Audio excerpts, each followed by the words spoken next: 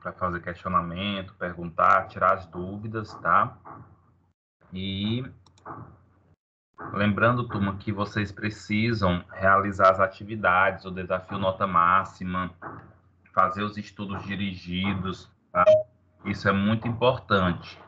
E aqueles ainda que não fizeram a atividade, né, que eu passei, por favor, faça o quanto antes, sendo que já passou o prazo de entrega, tá? E na próxima semana eu irei colocar a nossa segunda atividade para a primeira nota. Irei avisar no grupo de líderes e possivelmente os líderes vão avisar vocês, tá? Então, vamos lá iniciar a nossa aula.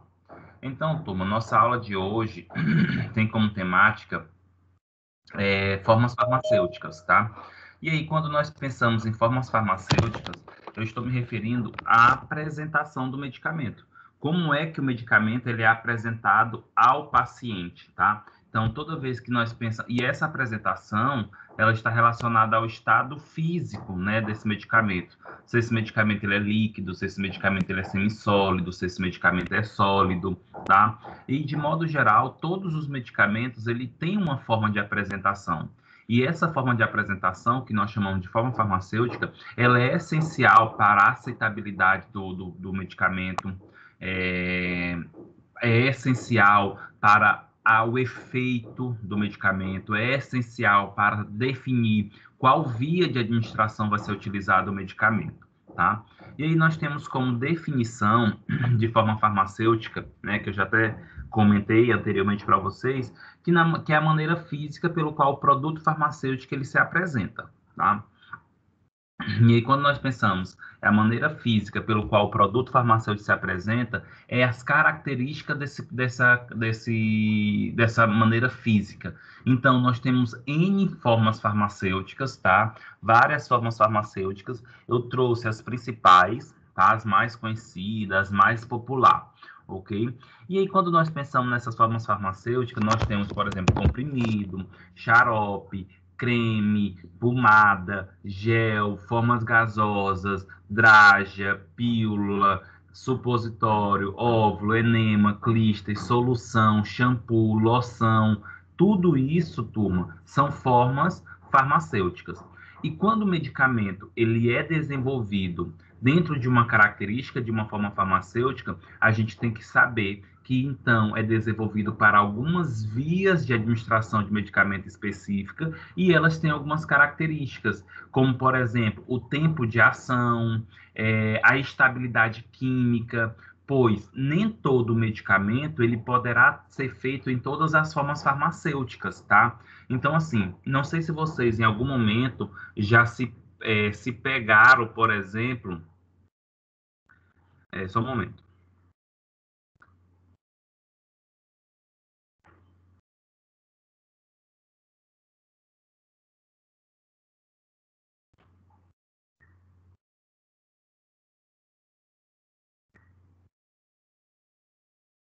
Só um momento.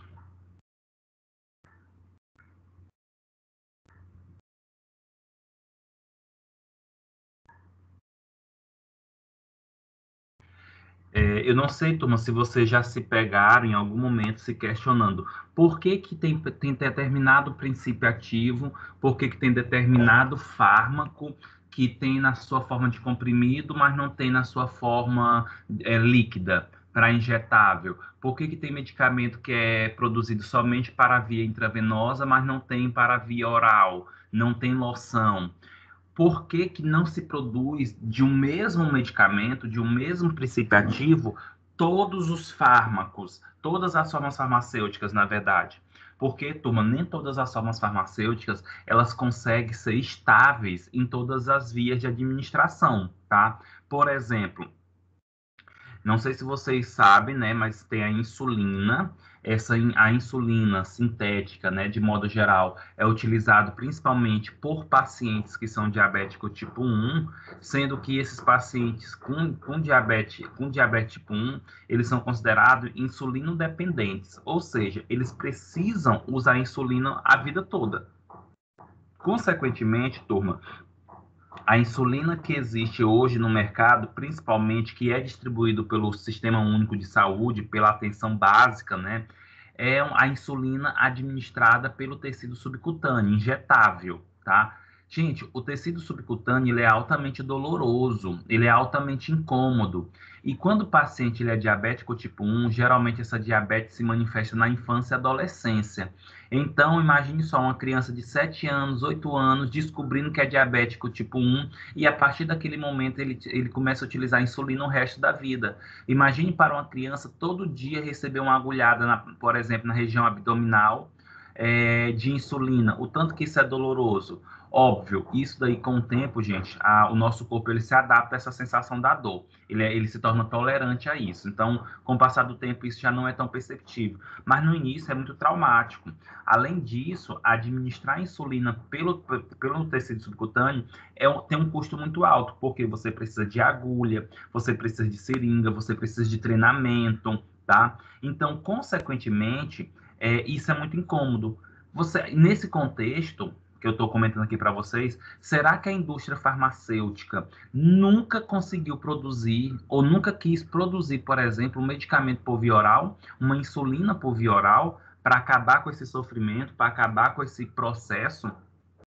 Turma, a indústria farmacêutica já até tentou desenvolver insulina por via oral, mas até o momento não teve sucesso. Por quê? A insulina, quando ela chega, por exemplo, no estômago ou no intestino, por ela ser uma proteína, ela acaba sendo degradada por algumas enzimas presentes nesses líquidos, nessas secreções. Consequentemente, por ela ser degradada, ela perde a sua estabilidade e não chega adequadamente no sangue para exercer o efeito hipoglicemiantes. Ou seja, não tem como produzir, no momento, insulina por via oral, tá? Se isso acontecesse, gente, ia facilitar muito a vida dos pacientes, mas, infelizmente, o princípio ativo não permite essa característica por via oral, tá? Por que eu estou dizendo tudo isso para vocês? Para exemplificar, turma, que não tem como produzir de um princípio ativo todas as formas farmacêuticas, porque muitas vezes aquele princípio ativo ele não é adequado a ser administrado por determinada via, porque vai ser muito irritante, tá? Gente, nós temos alguns exemplos de antibióticos que são de uso restrito hospitalar, como meropenem, imipenem. Eles são produzidos só para via intramuscular ou via intravenosa. Ele não tem por via oral.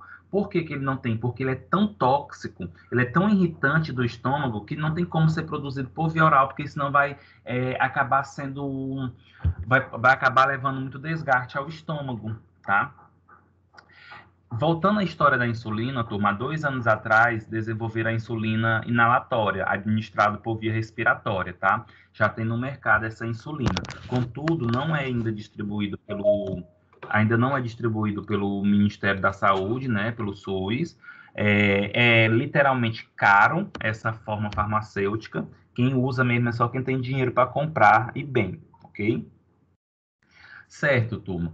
Ainda nessa característica, né, que eu estou comentando aqui para vocês, do uso desses medicamentos, da forma farmacêutica em si, eu gostaria que vocês compreendessem o seguinte, que quando eu falo forma farmacêutica, eu estou me referindo ao medicamento. Então, se eu falo comprimido, xarope, elixir, quando eu falo a forma farmacêutica, eu já sei que aquilo ali é um medicamento. E o que que tem nesse medicamento? O que que tem nessa forma farmacêutica? Tem o princípio ativo, e além do princípio ativo, tem outras substâncias que vão dar a característica da forma farmacêutica, vai dar a característica do medicamento. Essas características, gente, é o que nos atrai, é o que nos agrada, é o que nos dá a possibilidade, por exemplo, de utilizar o medicamento, tá? Essas substâncias que vão dar essa característica, gente, são chamadas de adjuvantes ou excipientes, tá? Basicamente a mesma coisa. Adjuvante ou excipientes. Sendo que, é importante compreender, sendo que os adjuvantes, os excipientes, geralmente, né, não é para ter efeito farmacológico. Eles estão ali na composição do medicamento somente para dar a característica do medicamento. O que leva ao efeito farmacológico é a substância ativa, é o fármaco, é o princípio ativo, tá?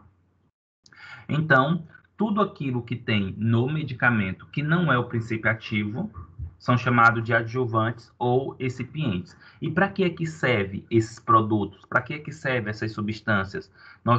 Ele serve para solubilizar, ajudar, né, diluir o medicamento, o princípio ativo, serve para ajudar a suspender, emocionar, estabilizar, preservar, colorir, melhorar o sabor da mistura final, né? Ou seja, dar sabor, ser edulcorante, por exemplo.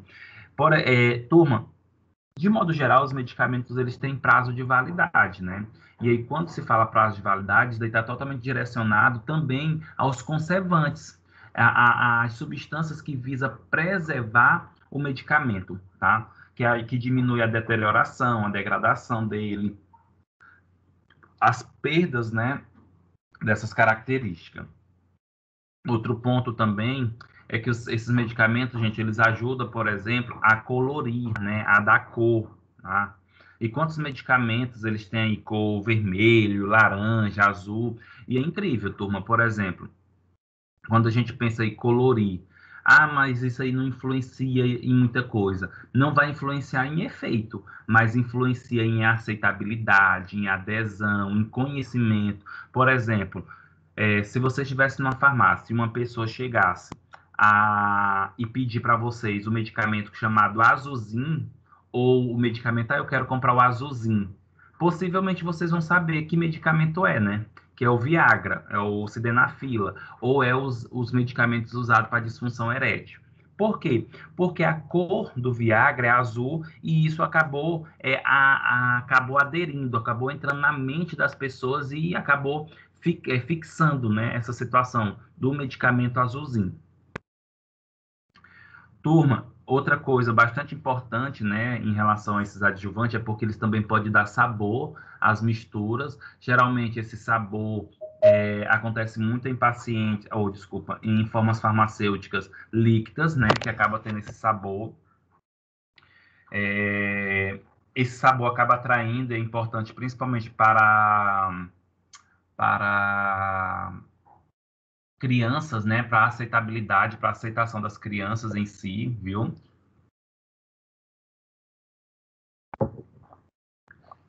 Até porque tem uns medicamentos, turma, que tem uma característica de sabor por causa do princípio ativo ruim. E aí, com o uso desses saborizantes, isso acaba tendo uma aceitabilidade maior pelo cliente. E aí, turma, nós podemos dizer que a definição tanto de adjuvante como a definição de excipientes são fármacos, são substâncias que estão acrescidas no medicamento que não tem efeito farmacológico, tá? Então, por exemplo, toda vez que vocês pegarem uma bula de medicamento, aí lá naquela bula vai estar assim, vai estar o nome do princípio ativo e a miligrama. E logo abaixo vai ter uma sigla chamada assim, QSP. Geralmente vem antes do QSP, vem o nome excipiente, tá? Excipiente aí, Q.SP, que significa quantidade suficiente para preparo. E o que é essa quantidade suficiente para preparo? É a quantidade de excipientes, ou seja, substância além dos ativos que vão dar característica ao medicamento. E para que é que servem esses adjuvantes? Para que é que servem esses excipientes? Eles servem, gente, para ajuste do volume e a massa da formulação. Por exemplo, turma, se vocês pegarem um anticoncepcional, geralmente esse anticoncepcional ele tem pouca quantidade do fármaco, do princípio ativo.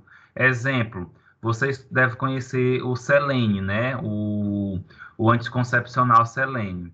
Gente, olha só, o Selene, ele tem como composição, por exemplo, o etinil estradiol, e tem também a ciproterona. Um é um estrogênio e o outro é uma progesterona. Sendo que, por exemplo, o etinil estradiol, ele é uma substância, gente, que ele tem na sua quantidade, na sua concentração no comprimido, olha só, 0,035 miligrama. Ou seja, turma, é muito pouco, tá? Então, imagine só, pega um comprimido aí de selene, que é um anticoncepcional, que é bem pequeno, e aí tu coloca agora 0,035 miligramas desse princípio ativo, do etinil estradiol. Gente, é muito pouco. Se eu fosse pegar somente esse princípio ativo e dar para a paciente, praticamente seria a pontinha do meu dedo. Então, como é que eu vou dar isso para um paciente? Eu preciso colocar esse princípio ativo em uma massa, em um volume, né, de substância para formar, por exemplo, o comprimido para dar para a cliente, para dar para o paciente, tá? Então, por exemplo, o amido de milho, ele é acrescido no comprimido, na formulação do selênio. Mas para que acrescenta o amido de milho? Só para dar massa, só para dar volume para eu poder comprimir, formar o comprimido e, consequentemente, ter uma apresentação para o paciente.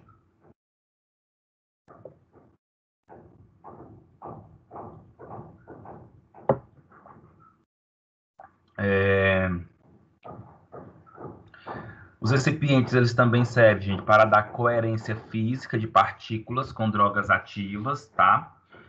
Para melhorar essa adesão, essa aderência, né, a interação entre substâncias ativas, ajuda no controle de desintegração de comprimido, tá? Como, por exemplo, ajuda no controle da liberação de princípios ativos. Inclusive, turma, possivelmente, né, vocês depois podem observar que de existe vários tipos de liberação de medicamento, né? Por exemplo, quando vocês pegam a caixa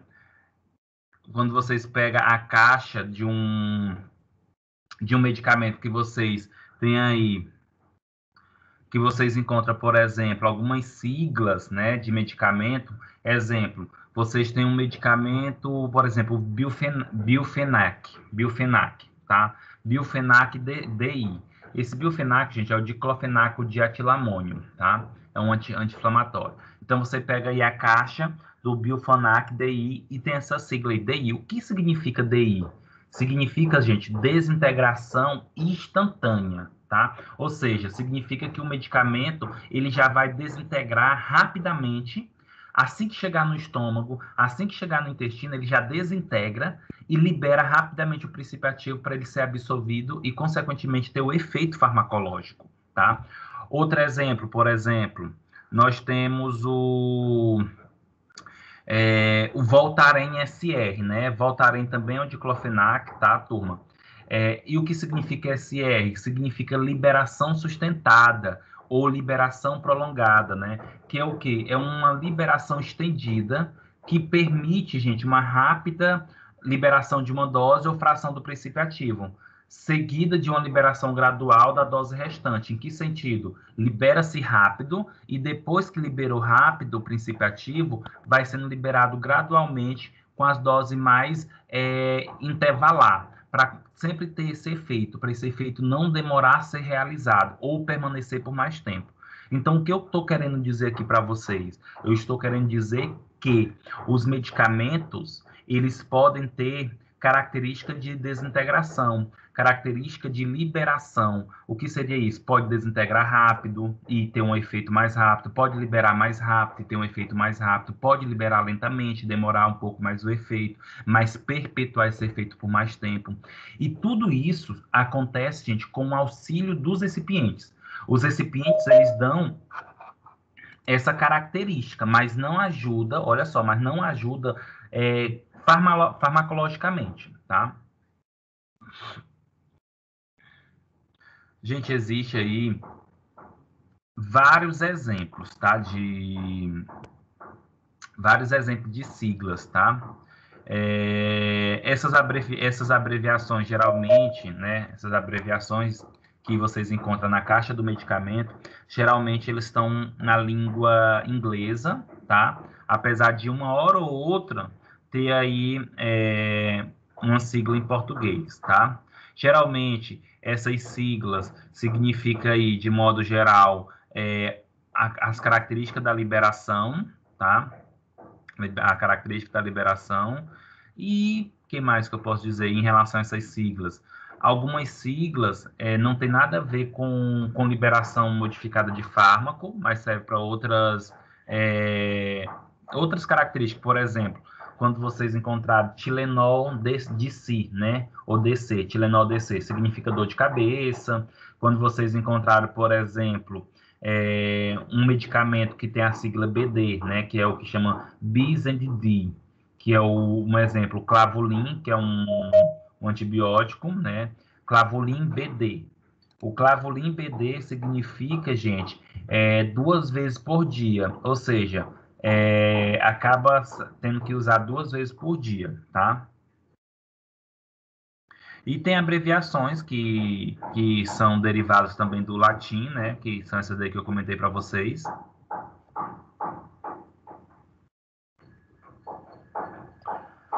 Turma, além disso, os medicamentos, né, os recipientes em si, que estão nos medicamentos, eles podem servir, por exemplo, para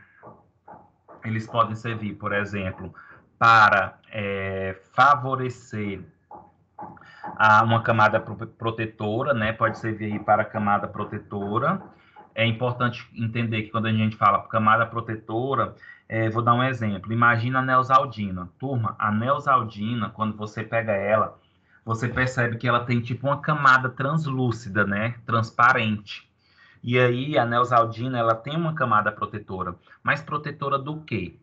Quando se pensa nessa proteção, tem 2 sentidos. O princípio ativo ele vai ser protegido contra as ações do suco gástrico, tá?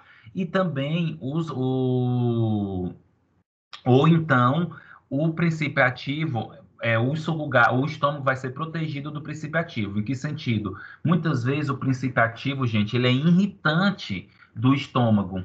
E aí é importante que a liberação dele não aconteça no estômago, mas sim no intestino. E essa camada protetora, ela impede que o princípio ativo seja liberado no estômago, tá? Aí tem 2 motivos. Ou porque o princípio ativo precisa ser protegido do suco gástrico para não perder a sua estabilidade, ou então o princípio ativo ele tem que ser colocado dentro dessa camada protetora porque ele é irritante do estômago. E aí não é interessante essa liberação no estômago, tá? Além disso, os recipientes eles servem para eliminar gosto, colorir, tá? Que eu já expliquei para vocês em si.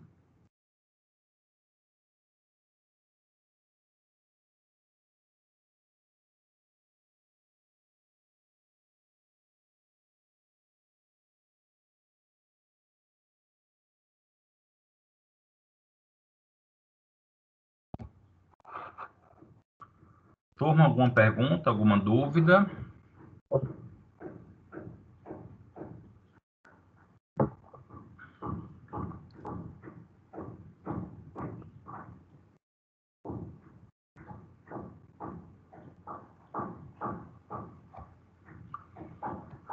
E, turma, então, vamos prosseguir, né? Vamos prosseguir em relação às formas farmacêuticas. Só um momento, turma.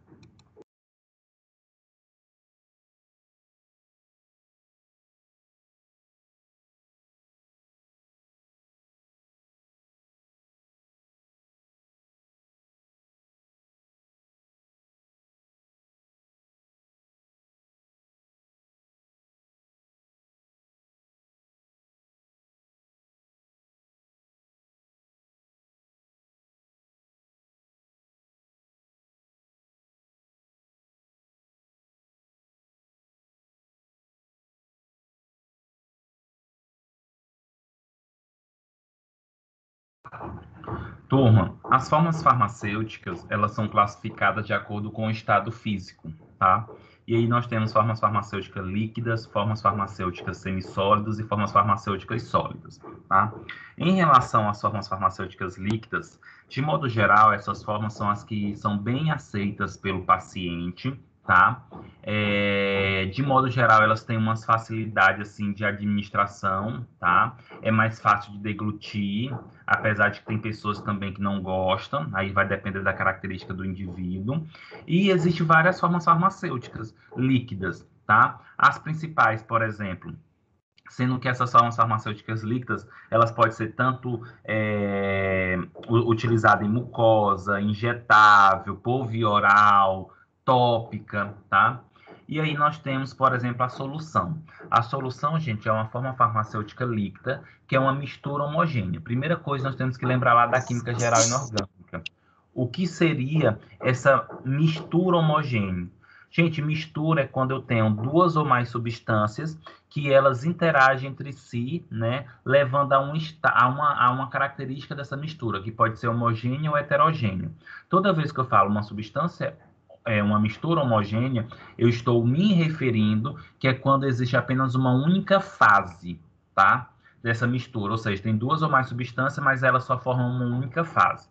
Sendo que essa mistura homogênea pode ser de dois líquidos ou mais, ou então de líquido e sólido. Por exemplo, eu pego aí uma substância sólida e misturo num líquido e esse líquido dissolve, dilui essa substância sólida. É o exemplo do açúcar com água, tá?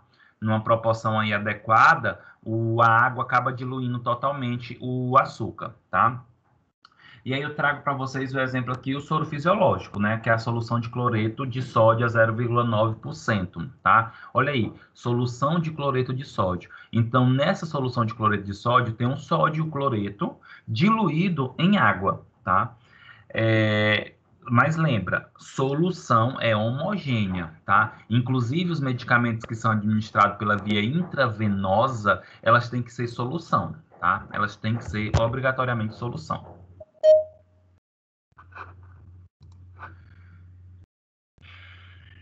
E aí, gente, esse cloreto de solução, cloreto de sódio, é utilizado para preparar medicamento, tá? Outra forma farmacêutica líquida, nós temos aqui o xarope, tá? O xarope, gente, de modo geral, o xarope, eles são considerados medicamentos líquidos. É muito comum que esses xaropes, eles sejam constituídos de 2/3 de açúcar, não necessariamente, né? São somente esse xarope de açúcar em si, vamos dizer assim, até porque tem xaropes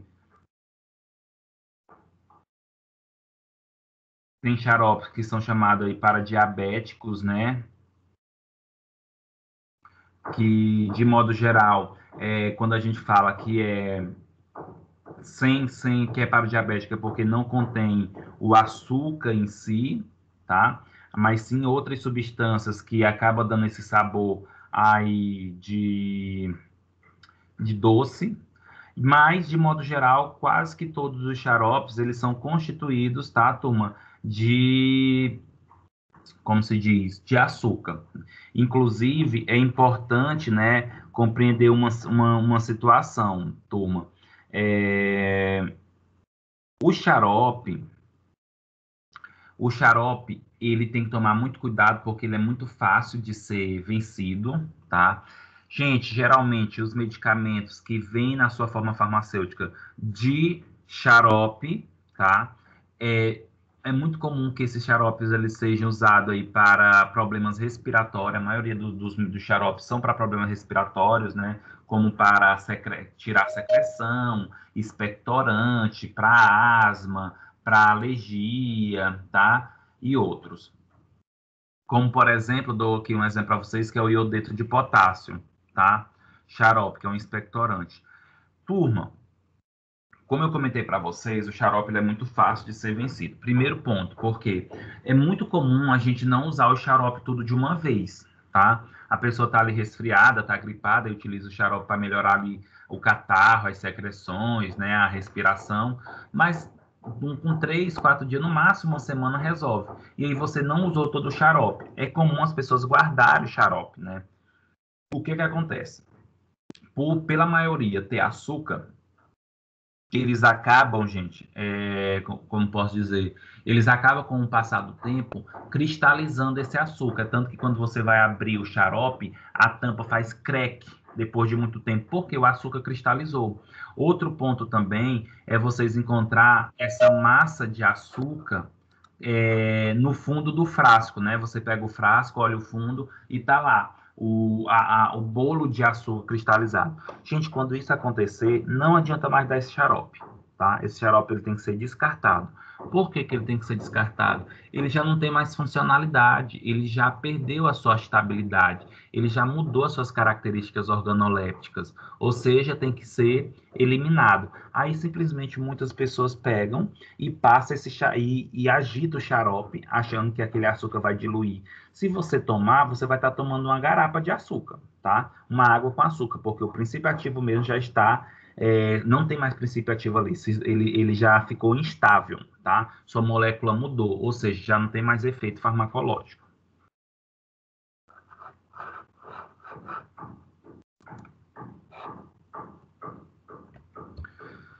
Outro exemplo, turma, de formas líquidas, nós temos elixir e tinturas, tá? E aí, quando eu me refiro aí em relação às formas de elixir e tintura, são formas farmacêuticas, turma, que têm característica alcoólica, né? 20% da sua formulação tem característica aí, alcoólica, ok? Como, por exemplo, o elixir de inhame, que é um depurativo para o sangue. Gente, quando eu falo depurativo do sangue, eu estou dizendo que é um fármaco, é um medicamento, é uma substância que ajuda o sangue a ficar mais fluido, mais circulante, diminui aí algumas toxinas, alguns radicais livres presentes nesse sangue, tá? Em outras palavras, no interior fala que afina o sangue. Quando a gente fala afinar o sangue, é porque o sangue, ou aquela substância é um depurativo do sangue, porque deixa ele mais fluido, tá? Outros exemplos clássicos, gente, de elixir, nós temos aí o biotônico Fontoura, tá? Nós temos o aguardente, né? Lá, principalmente a marca Sobral, ok?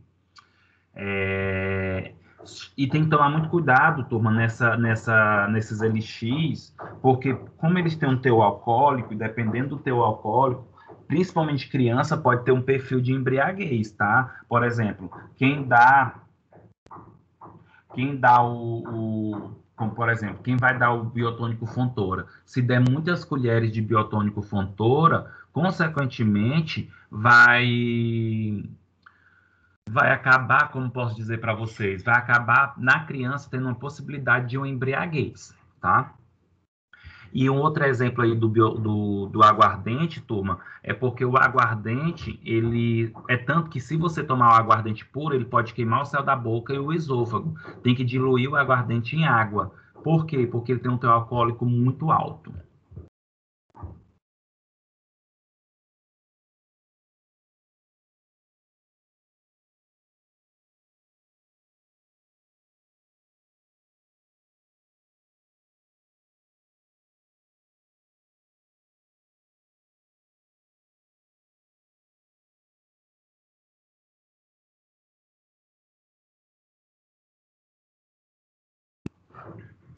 Turma, outra forma farmacêutica líquida são as suspensões, tá? E as suspensões, eles são o quê? São medicamentos que geralmente é um pó, tá? Dentro de um frasco.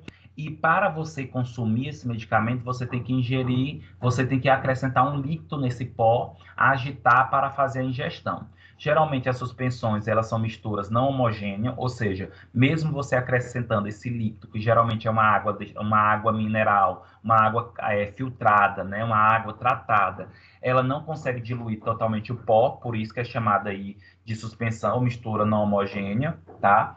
E ela tem várias aplicações, tá? Existem vários medicamentos, por exemplo, existe a amoxicilina suspensão, esse exemplo que eu trouxe aqui, que é o Flagyl suspensão. O Flagyl, gente, é o princípio ativo metronidazol, que é utilizado aí para o tratamento de alguns antiprotozoários, tá? Desculpa, de alguns protozoários, como, por exemplo, a Giardia lamblia, que é a giardias, a entamoeba histolítica, que é a amebíase.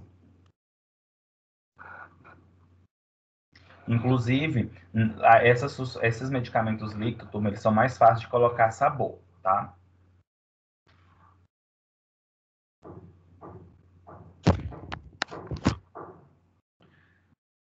Formas líquidas, turma, nós temos as emulsões, tá? Aí, quando a gente fala em emulsão, nós temos, de modo geral, a característica dessa emulsão ser uma forma líquida mais oleosa. e você percebe, né, essa característica mais oleosa em si, tá? Tanto que a definição aqui é preparações feitas com dois líquidos immiscíveis, né, óleo e água, e eu trago para vocês o exemplo do emulsão Scott, tá? Gente, emulsão Scott, ele é muito associado ao biotônico Fontoura, né, dado principalmente para crianças no início da adolescência. O biotônico Fontoura, ele é um suplemento mineral rico em ferro, e ele abre o apetite. O emulsão Scott, gente, também é um suplemento mineral, vitamínico, e ele é rico em ômega 3, tá? Infelizmente, infelizmente não, mas na verdade o emulsão Scott, ele é advindo do óleo do bacalhau, né? Do peixe bacalhau. Por isso que ele tem um gosto bem forte, um cheiro bem fétido, tá? E aí isso acaba sendo um pouco desagradável para quem consome. Hoje em dia, o emulsão Scott já tem alguns sabores, como por exemplo, ele já tem um morango, né? Sabor morango. Apesar de que melhorou um pouco, mas ainda não melhorou totalmente, viu? Melhorou um pouco, mas ainda não melhorou totalmente, ok? O que mais? Gente, é muito comum as mães colocar dentro da emulsão Scott o leite condensado. Mas quando você coloca dentro do emulsão Scott o leite condensado, não, como posso dizer, não dá característica nenhuma de efeito, é apenas para melhorar o sabor e isso enganar a criança, tá? O adolescente em si, porque ele tem leite condensado. Loção. Loção são substâncias líquidas, também medicamentos líquidos, desculpa. Essa loção é destinada ao uso externo, pode ter princípio ativo ou não. Aí eu trago, por exemplo, para vocês aqui o Foldan, tá? O Foldan tem como princípio ativo o tiobendazol, sendo que esse tiobendazol, turma, de modo geral, ele é um antiomítico usado bastante para tratar casos de infecção por larvas migras, tá? Por larvas migra. Outro exemplo também de loção, nós temos o de Prisone, loção 5%, que é a betametasona, que é usada aí, por exemplo, para inflamação, ou passar no couro cabeludo para alopécia. Então, solução é utilizado para o meio externo, tá?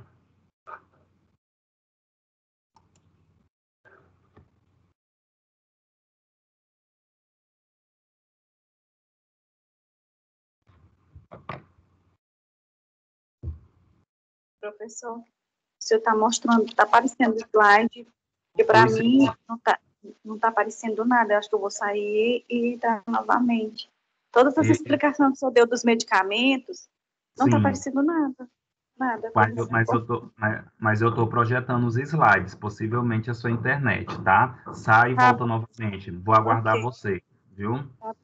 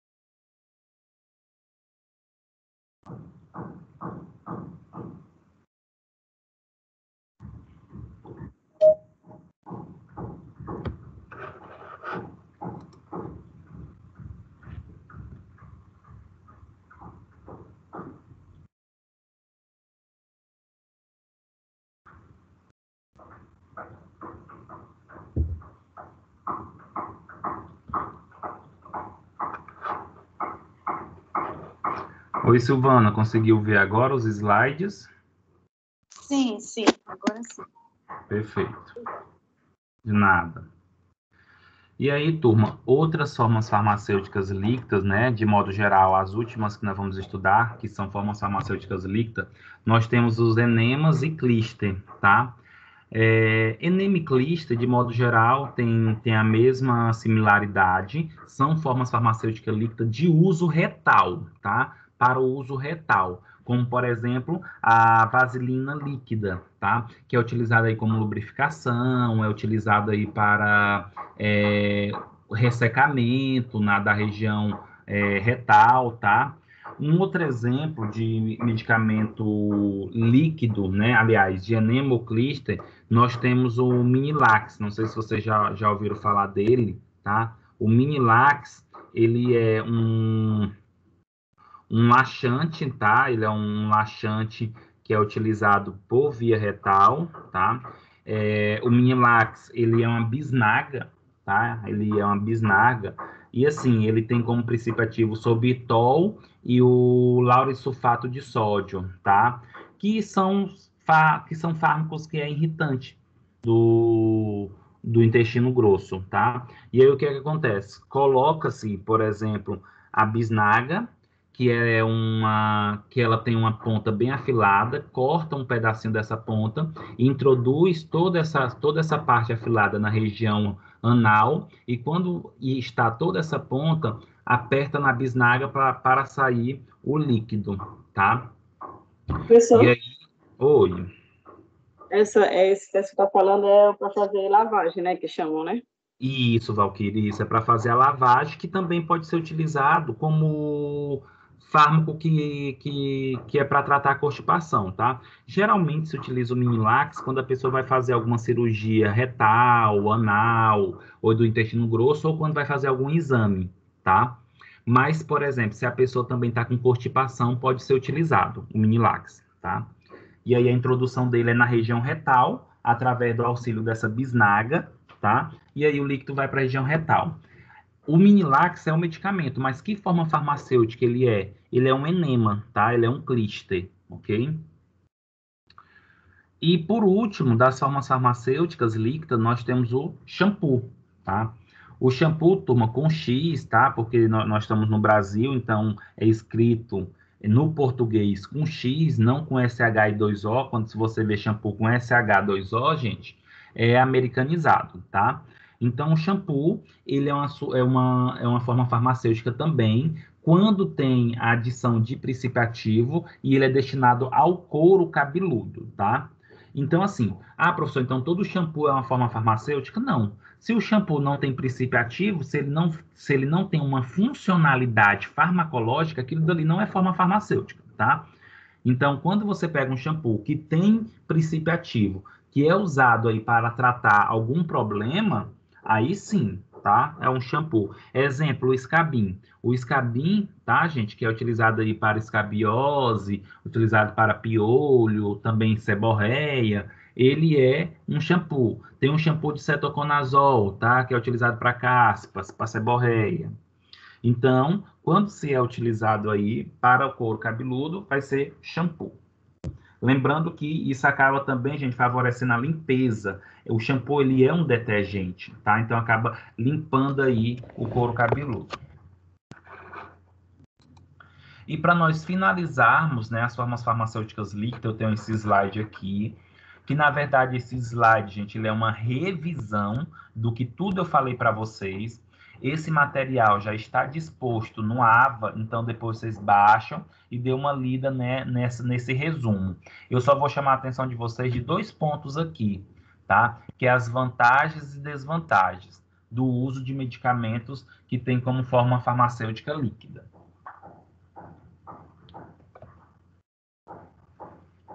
Sendo que, turma, as vantagens, né? É mais facilmente deglutido, então é mais fácil deglutir aí as formas farmacêuticas líquidas, e isso realmente, turma, tem uma funcionalidade.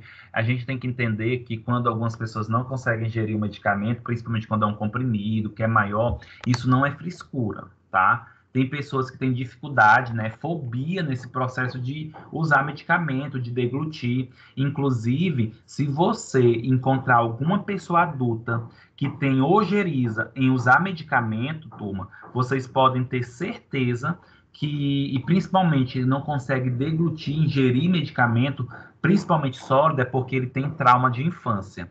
Possivelmente a mãe, o pai, o avô, brigava, batia, abria a boca com força para colocar o medicamento. E isso gera trauma, tá? E isso perpetua na vida adulta até dizer chega. Olha só, eu tenho um colega, tenho um amigo que ele, gente, não consegue beber medicamento líquido.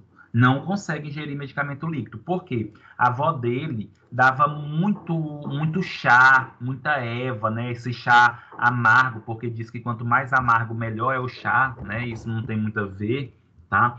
Mas ele não toma, por exemplo, uma vez ele comentando que ele estava com infecção intestinal e não conseguiu, por exemplo, tomar o Florax, né?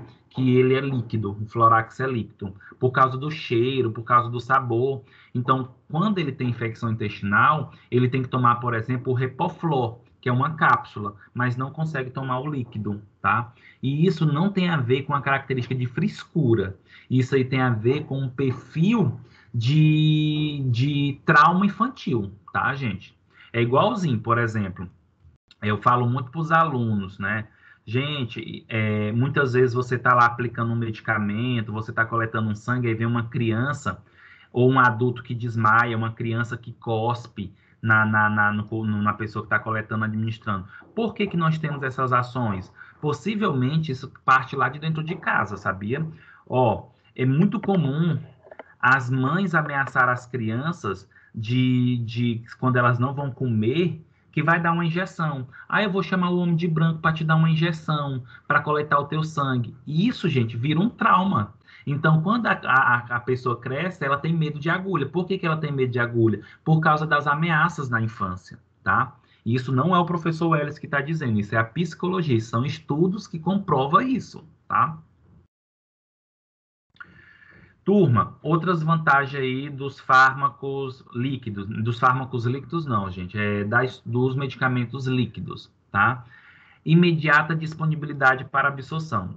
Como o medicamento líquido, gente, ele já chega no estômago e ele já começa a diluir, rapidamente ele começa a ser absorvido. E medicamentos que são rapidamente absorvidos, eles têm um efeito farmacológico mais rápido, tá? Por isso que fala, quer ter um efeito mais rápido? Dá um medicamento líquido. Por exemplo, se nós formos comparar o paracetamol comprimido e o paracetamol gota, o paracetamol líquido, qual que vai ter o efeito mais rápido? O líquido, porque ele não precisa desintegrar, ele não precisa quebrar no estômago, ele já vai logo sendo absorvido, tá? E isso não significa, turma, que ele seja melhor, tá? O paracetamol líquido não é melhor que o paracetamol comprimido. Eles têm o mesmo efeito, eles têm a mesma eficácia, agem da mesma maneira. A diferença é que o líquido, o efeito começa-se mais rápido.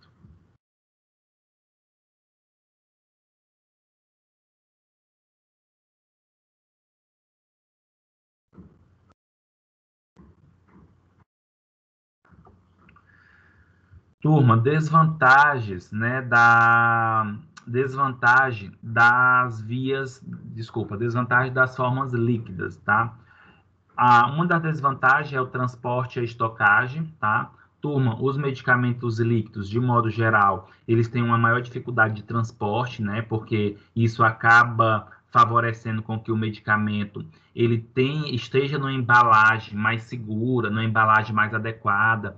O transporte, por exemplo, se o medicamento, turma, ele for transportado via terrestre e as estradas estão cheias de buraco e esse medicamento ele não foi armazenado, estocado adequadamente para o transporte e ele ficar se agitando demais dentro do frasco, isso pode interferir na molécula, na mistura da molécula, porque as moléculas se chocam nesse movimento e isso pode favorecer a perda do efeito, tá?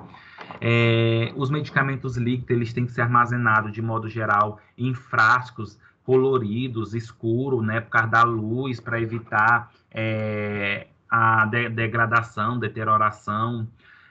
Os medicamentos líquidos, eles vencem mais facilmente, eles têm menor estabilidade química, estrutural e tudo. E os medicamentos líquidos, eles têm uma imprecisão de dose, tá? Imprecisão da dose. O que seria essa imprecisão da dose, turma? Gente, imagine só vocês pegarem aí um medicamento e vocês têm que tomar 5 ml deles. Mesmo tendo aquele coletor dosador, né, aquele copo dosador, você não consegue colocar 5 ml. Ou sempre vai ser um pouco a mais ou vai ser menos, tá? E isso é ruim porque quando você não tem uma dose correta, você pode não ter um efeito adequado. Turma, alguma pergunta, algum comentário?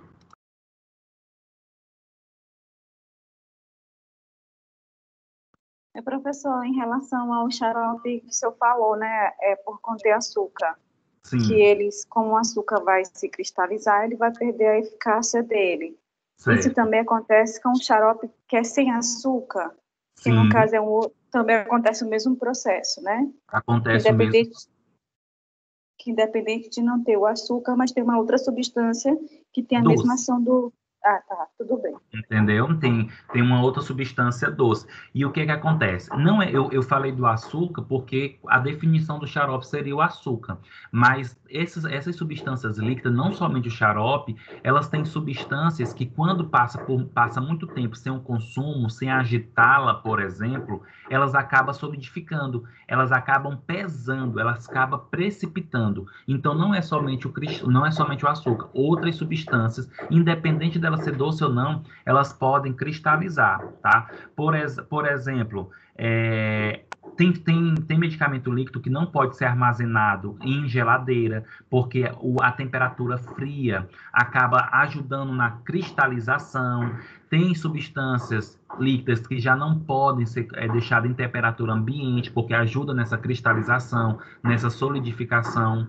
O correto sempre é pegar a bula do medicamento e verificar como é que se deve armazenar, porque não tem um padrão. Todo medicamento ele tem uma característica em relação à temperatura, por exemplo, tá?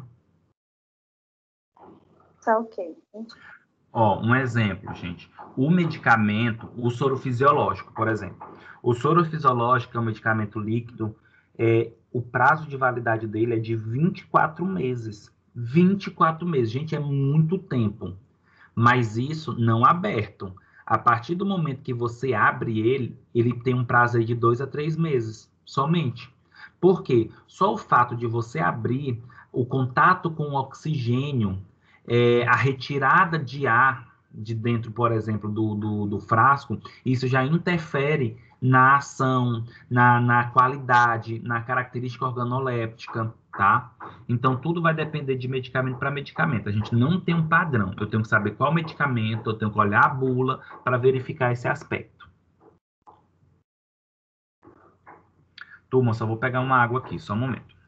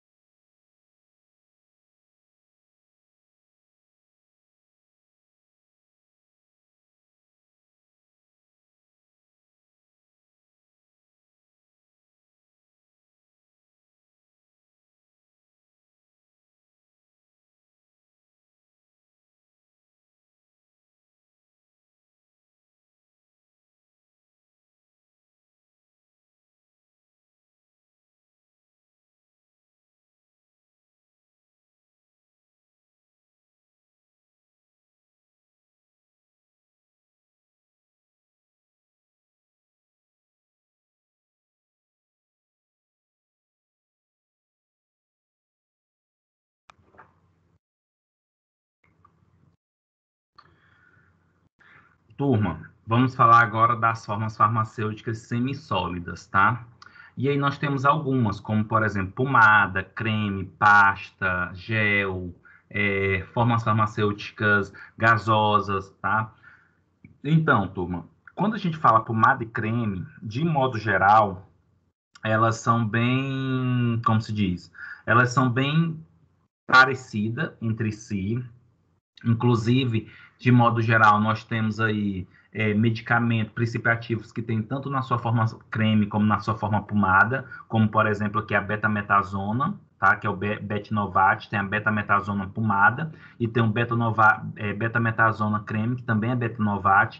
A diferença só é a forma farmacêutica. O princípio ativo é o mesmo, são corticoides, são anti-inflamatórios, tá? E agora sim, mais pormenores. A pomada, o creme, o que seria assim, de modo geral? Gente, a pomada e o creme são formas farmacêuticas semissólidas, sendo que a pomada, de modo geral, ela é mais oleosa, tá? Do que o creme, tá?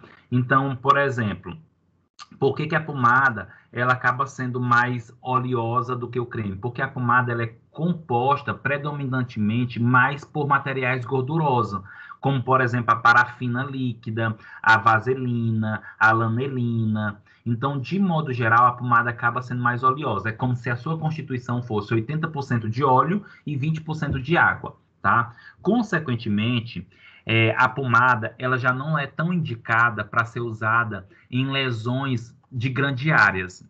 Por quê? Porque você não vai espalhar a pomada em lesões grandes, tá? Porque vai ser incômoda, vai ficar mais melequenta, tá? E geralmente se utiliza as pomadas, gente, em lesões secas, tá? Acaba colocando a pomada em lesões que são secas, que não tem secreção, porque aí ajuda a melhorar essa hidratação aí do tecido. Já o creme, turma, o creme, de modo geral, ele é constituído por 50% de óleo, né, materiais gordurosos, e 50% de água, ou seja, ele já não é tão oleoso, ele já não é tão gorduroso como a pomada, tá?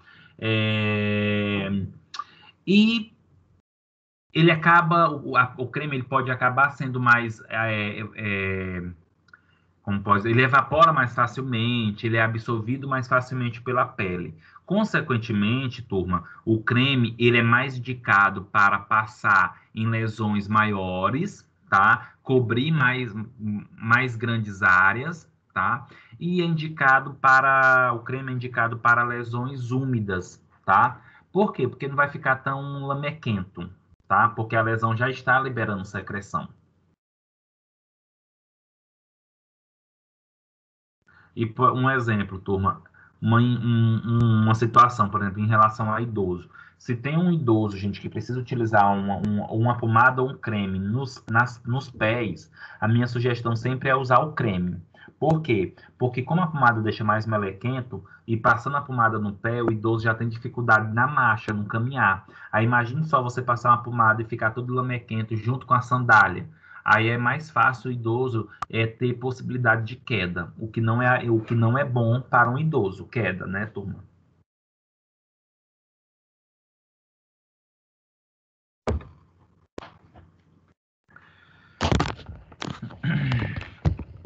Outra forma farmacêutica semissólida, gente, são as pastas, tá? Gente, pasta, de modo geral, é uma mistura de pós insolúveis e que geralmente é utilizado para a superfície, é administrado na superfície da pele, tá? E o que acontece? É muito comum que a parte oleosa da pasta consiga penetrar na pele e o pó fica preso na superfície, tá? Um exemplo aí é a pasta d'água, né? Usada aí para assadura, queimadura.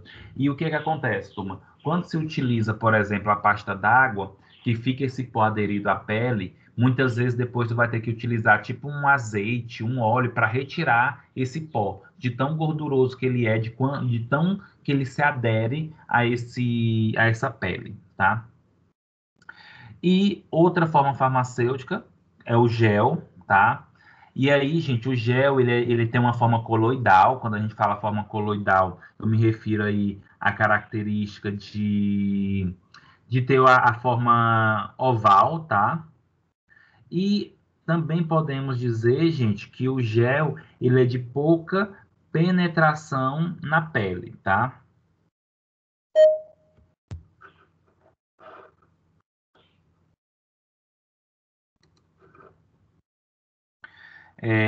Essa questão da forma coloidal, turma, também tem a ver com o tamanho das partículas, né? Geralmente é de 1 a 100 nanômetros, tá?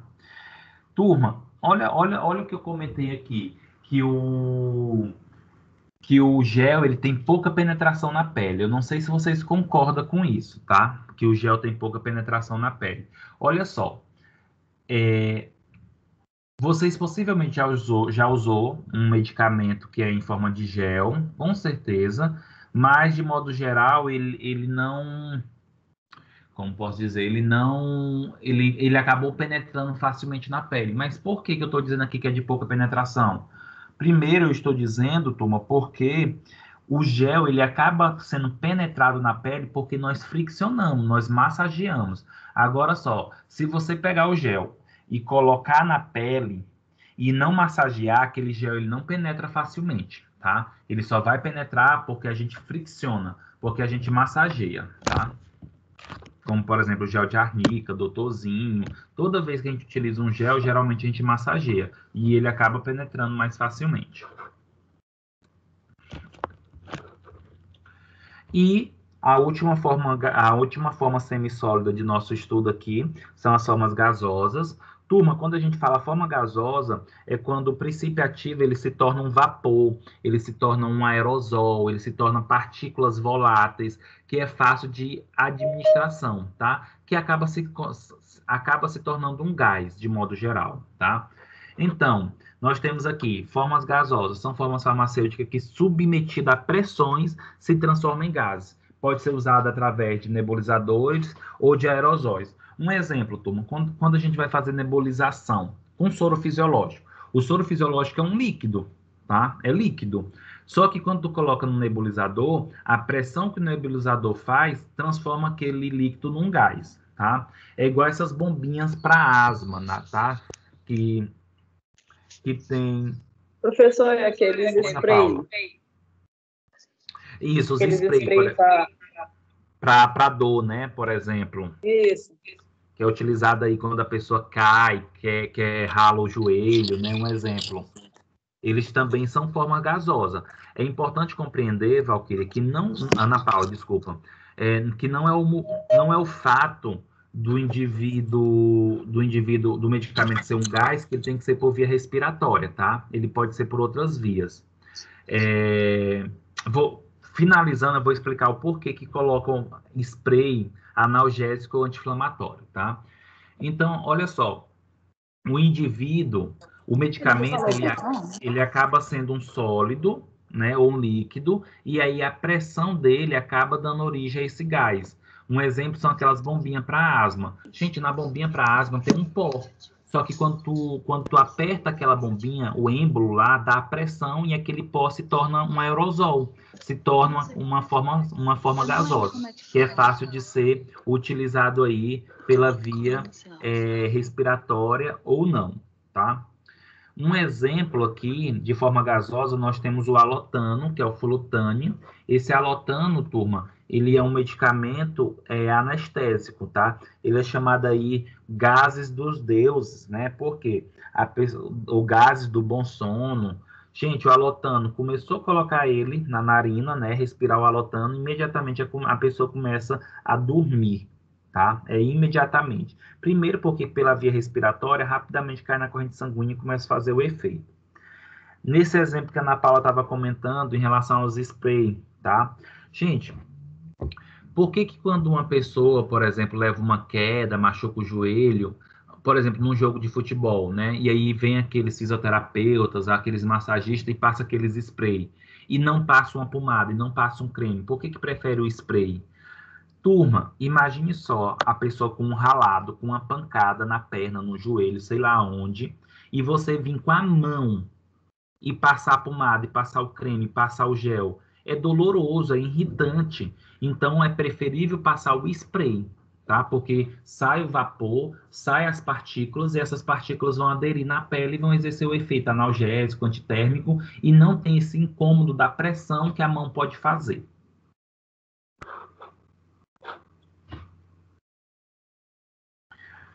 Turma, alguma pergunta sobre formas semissólidas ou outro comentário?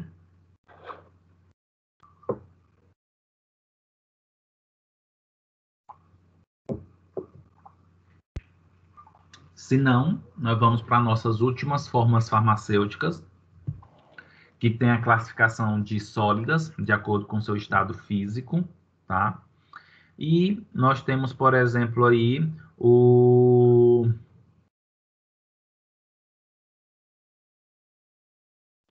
E aí é importante nós entendermos que, de modo geral, nós temos aqui, nas formas sólidas, gente, os pós, tá?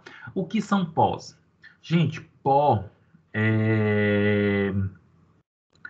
de modo geral, são partículas secas, são formas secas de medicamento, tá?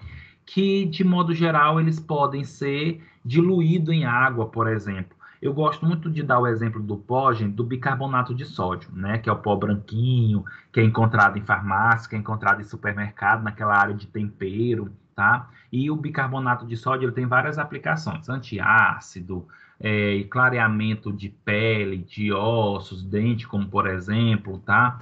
E vários, antisséptico. E aí, gente, os pós, de modo geral, tem uma classificação de acordo com a granulometria, o tamanho da partícula, tá? Um outro exemplo de pó, que eu não sei se vocês já viram, são aqueles chassi de permanganato de potássio, tá? Que é aquele vai diluir na água, que fica aquele líquido roxo, tá? Que é utilizado para alergia de pele, coceira, catapora, tá? E nós temos também, turma, os granulados, tá? Granulado, gente, é um pó. A diferença é que o granulado ele tem uma granulometria maior, ele tem uma partícula maior, o formato dele do pó é maior, tá? Ou seja, é como se fosse quase um grão, tá? E são formas secas também, mas que podem ser diluídas em meio aquoso, ou seja, quando tu entra em contato o grânulo com a água, ele se dilui. Aí eu trouxe, por exemplo, para vocês o fluimicil, que tem como princípio ativo a acetilcisteína, tá? Essa acetilcisteína, turma, ele é um expectorante, tá? Um fluidificante das vias respiratórias. É muito bom para quem está com catarro, tá? Com secreções.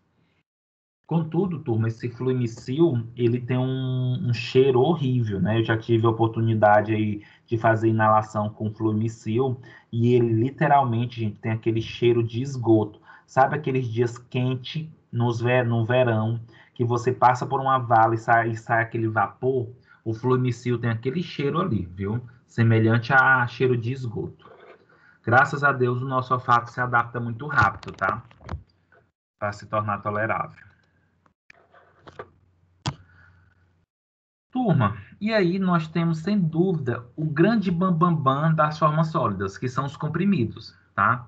O que seria, o que seria esses comprimidos em si? Turma, o comprimido, ele é um conjunto dos pós. Esses pós pode ser tanto o princípio ativo, como também os adjuvantes, os recipientes. E aí mistura-se tudo e, consequentemente, comprime. Uma máquina forma o comprimido, levando à compressão desses pós, tá? E aí é importante nós compreendermos que os comprimidos eles têm algumas características. Por exemplo, toda vez, turma, que você vê um comprimido que ele não tem aquela linha no meio, essa linha é chamada de sulco, tá? É chamado de sulco. Quando você encontra um comprimido que não tem essa linha no meio, gente, ele não pode ser partido, não pode. Quando o comprimido ele tem a linha, significa que ele pode ser partível quando necessário. Então, por exemplo, se é para tomar só 25 miligramas e o comprimido é de 50, pode partir, tá? Porque tem a linha, tem um suco. Mas quando não tem essa linha, não se pode partir, tá? E aí, dentro dessa característica do comprimido, nós temos as drágeas. As drágeas, gente, também é um tipo de comprimido. A diferença é que as drágeas têm uma película protetora, ela tem uma camada protetora, como, por exemplo, aí a neosaldina. Se você pegar a neosaldina, você percebe que ela tem uma película transparente, translúcida, tá? E o que é isso? A drágea ela também pode ser chamada de comprimido revestido ou comprimido com camadas gastroresistentes. Quando se utiliza um comprimido e reveste com a película protetora, é para não ter problema no estômago, né? Para o princípio ativo não ser irritante ao estômago ou para o princípio ativo não perder a sua estabilidade pela presença de enzimas que estão contidas nas secreções gástricas, por exemplo, tá? Ou seja, drágia jamais deve ser partida, porque senão perde aí a característica da proteção.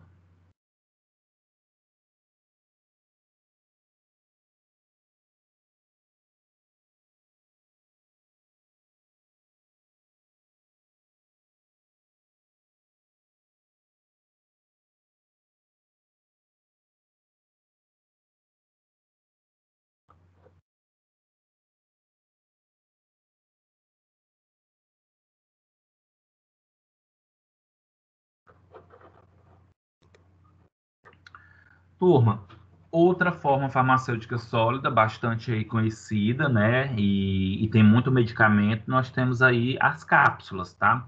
Gente, existe, de modo geral, vários tipos de cápsula, mas a primeira coisa que nós temos que compreender em relação a essas cápsulas é que as cápsulas, elas acabam protegendo a substância no meio interno, tá?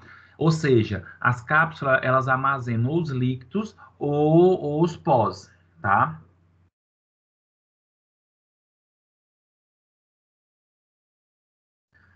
E as cápsulas, gente, de modo geral, ela tem assim, por exemplo, as cápsulas, elas são formadas por algumas substâncias, tá? Geralmente a cápsula, ela é formada por camada de gelatina e existe, por exemplo, as cápsulas mole, cápsula duras, tá? Por exemplo, a cápsula dura, elas são formadas bastante por gelatina, tá? É formado por gelatina, glicerina e água. E se você pegar, por exemplo, a cápsula, quando ela está com um princípio ativo interno, e você apertar ela, você vai ver que ela é bem dura. Mas se você pegar e retirar o pó, retirar o líquido, possivelmente vocês vão ver que ela é um pouco flexível, tá? Porque ela é uma gelatina, ok? E também tem, por exemplo, as cápsulas moles. As cápsulas moles, elas têm a mesma constituição das cápsulas duras. A diferença é que eles têm menor quantidade, por exemplo, da gelatina, tá? Tem mais glicerina, por exemplo. Um exemplo, turma, de cápsula mole, não sei se vocês já tomaram aquela cápsula de alho, né? Que tem um amarelinho transparente, tá? Laranja transparente. Ela é considerada uma cápsula mole. Geralmente, a cápsula mole, o seu interior, o princípio ativo é recoberto de um líquido, ou geralmente é meio pastoso também, tá?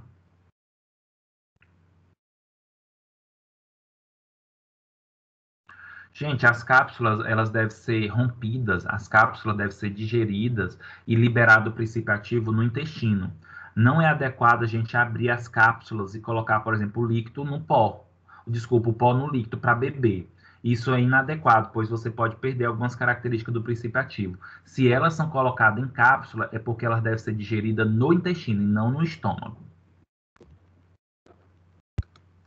E por último, turma, das formas farmacêuticas sólidas, nós temos, por exemplo, os supositórios e os óvulos, tá? O supositório, ele é de uso retal, tá? E os óvulos são de uso vaginal. Sendo que tanto o supositório como o óvulo, quando ele entra em contato com a temperatura corporal, eles são desintegrados, eles se transformam na sua forma líquida, tá?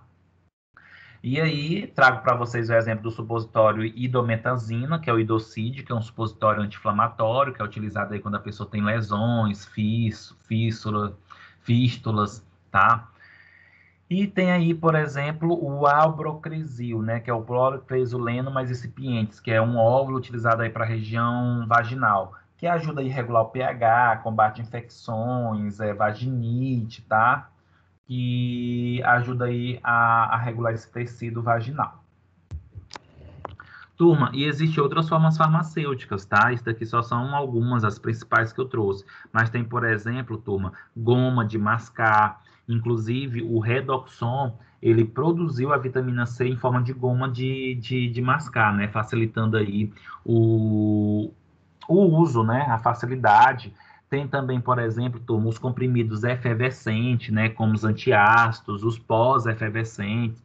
Então, tem N formas farmacêuticas e cada uma tem uma aplicação, tem uma finalidade, uma vantagem, uma desvantagem em si. Certo? Alguma dúvida, turma? Alguma pergunta?